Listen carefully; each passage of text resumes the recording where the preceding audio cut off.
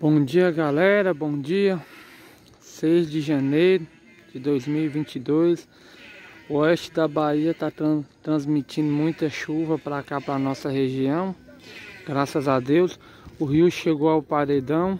Está subindo já a escadaria que dá acesso à área portuária aqui dos barcos. A água chegou ao paredão. O rio amanheceu hoje com 6 metros e 10, né? O limite máximo dele é 7 metros, né? A gente já está um pouco em alerta aqui que pode provocar enchente, né? Mas ainda falta 90 centímetros, né? Para o volume máximo, mas mesmo assim não quer dizer que alaga. A partir de 7 metros que vai alagar. Espero em Deus que não alaga, que seja uma enchente calma, que a gente possa contemplar essa beleza, essa maravilha, sem que ninguém seja prejudicado. Aí é para vocês verem aqui onde a água tá.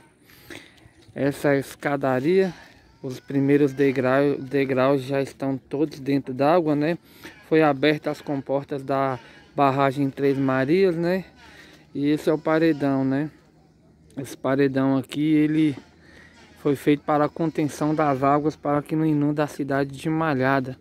Aqui tá os barcos, aqui tá a beleza e a maravilha do rio. A gente tem muito volume de chuva ainda pela frente. Dá uma olhada lá para a região de Minas Gerais, né? Tá um pouco mais aberto. E olha onde a água tá aqui, gente. Eu tô muito próximo da água, o rio tá muito lindo, subiu bastante.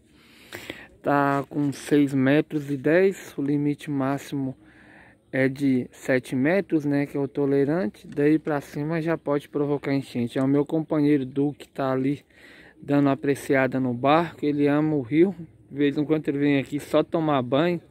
Mas agora, como tá cheio, ele evita um pouco de entrar dentro da água. Mas sempre tá aqui nas minhas filmagens, né? Isso aí, galera. A Bahia com muita chuva, né? Graças a Deus. Estamos aqui contemplando mais uma cheia, né?